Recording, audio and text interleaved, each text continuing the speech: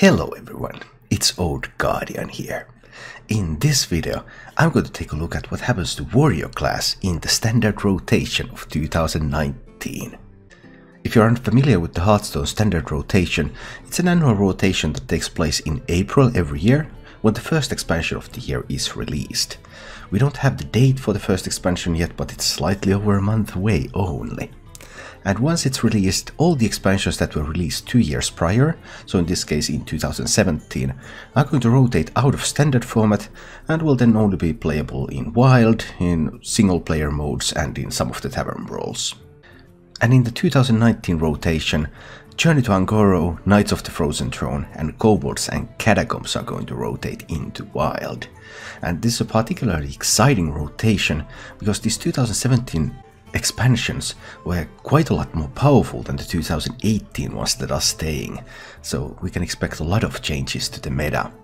In this video I'm going to take a look at Warrior class, I'm going to take a look at keycards that are going to be leaving, keycards that are going to be staying, and what it means for the main decks of Warrior. First of all, Journey to Un'Goro is rotating out of standard. So for Warrior this means obviously that the quest is rotating, and Quest Warrior has been a pretty big deal, Odd Quest Warrior most lately, and that's going to go away. No more Quest Warrior. Warrior is also losing quite a lot of its capabilities in fatigue. Because Diamond Hatchling is going away, at least the Trailblazer, okay it's a neutral card, but still, it's going away.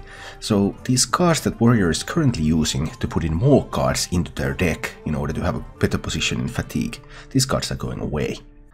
Other significant Warrior losses from this expansion are the Cornered Sentry, which has been there, quite important, preventing some Resurrect synergies and things, but Resurrects are also pretty much going away, so it doesn't necessarily matter that much.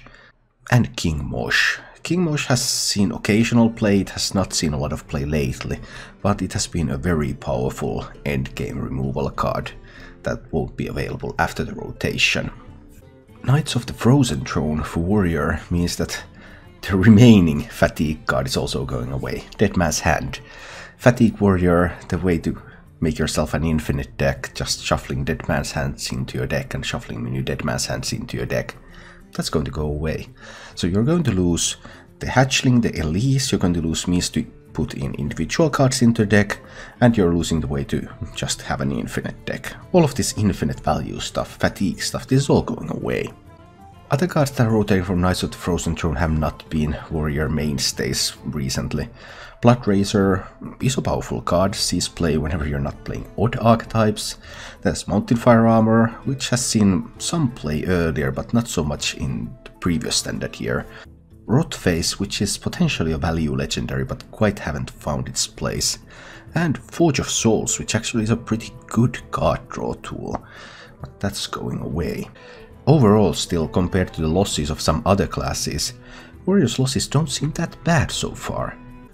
And they are not getting that much worse in Kobolds and Catacombs either.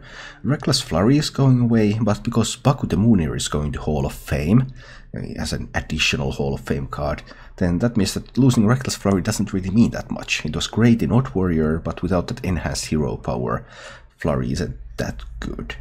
Dry Whisker Armor, though, might be a big deal for some kind of Control Warrior archetypes, without Baku especially, because that was one of the best alternative ways to gain armor.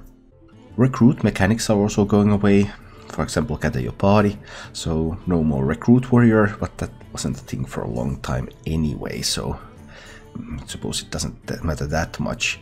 Let's say Mithril Spellstone is going away. It didn't see a lot of play, but it had some potentially more aggressive warrior archetypes with weapons, so it might be important to know for the post-rotation meta.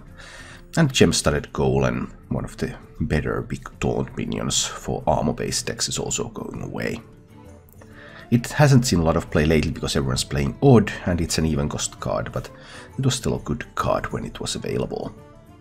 While many of the classes that we have explored have lost a ton of stuff in the expansions from 2017 and have had very little to gain from the past year's expansions, Warrior actually is a bit different. Just looking at the Witchwood, The whole rush mechanic is from Witchwood. Town Crier, Militia Commander, Darius Crowley, all sorts of these rush cards, cards that can do the rush cards for you, including Countess Ashmore. Battlecry or Rush Lifesteal and Death Rattle card from your deck. Even though it's neutral, it's still mainly seeing play in Warrior. And there's also a good board clear spell here, Warpath, an echo spell to deal 1 damage to all minions. So which actually is giving Warrior quite a good base to build upon. And it doesn't even end there. Warrior is one of the best classes to make use of the mechs. Boomship is staying, Mecha'thun is staying, Dr. Boom Mad Genius, an insanely good value card, is staying, Dino-Matic, perhaps one of the best mechs in the game, is staying, and Omega Assembly is staying, so ability to gain more value from random mechs. Another currently very popular card is also staying in Super Collider, but much of the popularity of Super Collider has been because of the Baku and that enhanced hero power, so then you can get so much armor and you can afford to face tank 8/8s. So I expect Super Collider to be quite a bit weaker after the rotation, even though it still remains an option, at least as a one-off, for some Control Warrior archetypes. Warrior also has a third great package from Rastakhan's Rumble, the Dragon Synergies. Dragon Roar, Smorton Lancer, Emberscale Drake, Warmaster Vaughn. Warmaster Vaughn has not seen a lot of play, there has not been much room for Warmaster in the Odd World, but with Baku going away, Warmaster has a whole new place to shine. And likewise, even though Rush mechanic began to be introduced in Witchwood, there were lots of cards for that in Witchwood, there was of course Ciliax also in Boomsday, and there's Akali in Rastakhan's Rumble. So all 3 expansions where there have been some significant numbers of Rush minions are going to be staying and available for Warrior to build.